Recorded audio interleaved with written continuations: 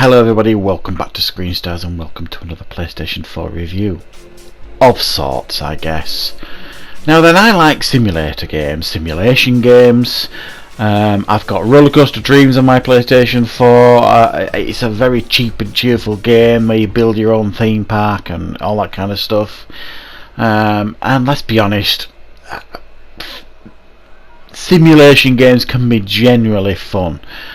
So this is Theme Park Simulator that has just been released on the PlayStation 4. It's $11.99, I think I paid for it, and I actually thought this was going to be like a theme park builder simulator type game.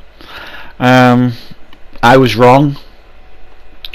This game is nothing like that at all. What this game actually is, and it's a bit of a shocker if I'm honest, for this price certainly. It's, you go in, there's about I can't even remember, I haven't even counted them. There's something like, I don't know, 8 to 10 rides, theme park rides, ranging from bumper cars, roller coasters, Ferris wheels, you name it, they're all there. And then you're supposed to ride these things. This is not a VR game, by the way. That would make sense if you could ride these things in VR. Good idea. Nope, there's no VR here. What you get here is an absolutely appalling game that has no tutorial, doesn't explain itself. It gives you this menu of options that make no sense. It doesn't tell you what they are. You've got, tells you the controls, but they don't make sense. It gives you lots of different camera options, but it doesn't make sense. And what this game fails to realise is, all you want to know, okay, is how do I get on this ride and ride it? Not in VR. And you can't, honestly, I'll be honest guys, I've not played this game for a huge amount of time because I was ready for throwing my controller out the window. This is the most annoying and frustrating game, and I use that in inverted commas because it isn't a game. I don't really know what to call this. They call it a simulator, but who wants to simulate going on a fairground ride or a theme park ride not in VR? What is the point? I could understand it if you were building your own theme park, a la theme park, you know, building games. The classic one obviously being theme park. And then you can see your park being built up and you can put all these shops and rides and see your customers enjoying everything. That makes sense. This game doesn't make sense. I'm not kidding. You've not got a clue what's going on. You don't know what, I mean, look at all them options on the left and on the right. You don't know what none of the buggers do. I think some of them means you can change the colour of the ride, the lights, how they flash and all that kind of stuff. What's the point? It's a theme park simulator. You're supposed to just ride it, aren't you? So yeah, it's awful. It's easily the worst game I've played in a long time. For this price point, with no explanation of what to do, no tutorial to speak of, a multitude of options that make no sense, and you literally cannot figure out the simple act of getting on a ride and experiencing it. Not in VR. I will reiterate that again. This game is not in VR.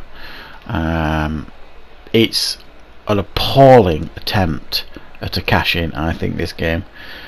There are aspects of it that I think could have worked. I think it looks decent enough. It certainly looks better than Rollercoaster Dreams. I mean, that game looks shocking. So it looks better than that game. But I don't know what it's trying to be. I genuinely don't know why they made this game and not made it for VR. And even then you don't want all these options, not without a decent tutorial. there's nothing. There's just these options you get on the left and the right, and then you don't get anything beyond that. You don't get any pop-ups saying if you press this is what will happen. There's no tutorial to speak of. You've just got to flick through and figure it out, and then quite a lot of the times the buttons stick. You're going to see this in a few seconds. You get stuck. No matter what button you press, you can't go back. So you end up having to restart the game. So coming out, closing the application, and restarting the game because it just freezes. You can see right now I'm stuck. Whatever button I'm pressing.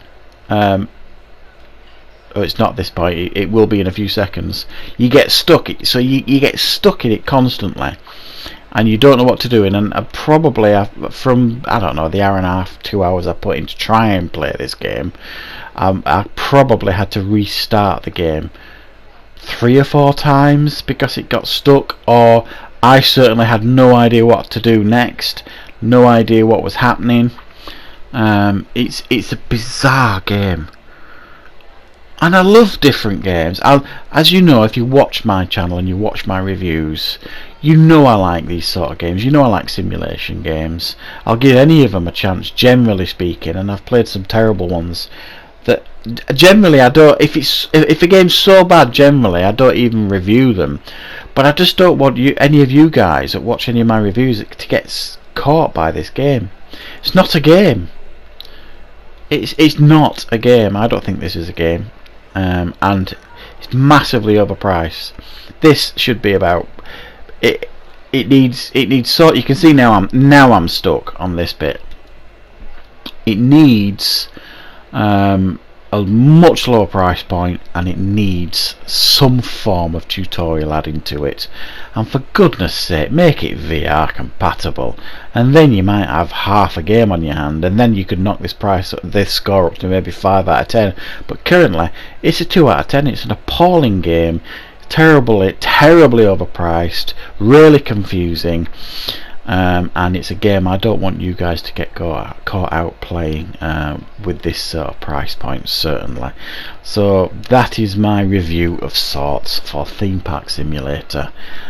Please avoid this one, guys. It's a real shocker, and it's money that is down the drain for me, but hopefully it will avoid you guys getting caught and spending on this game as well. So thanks for watching. I hope you found this review useful.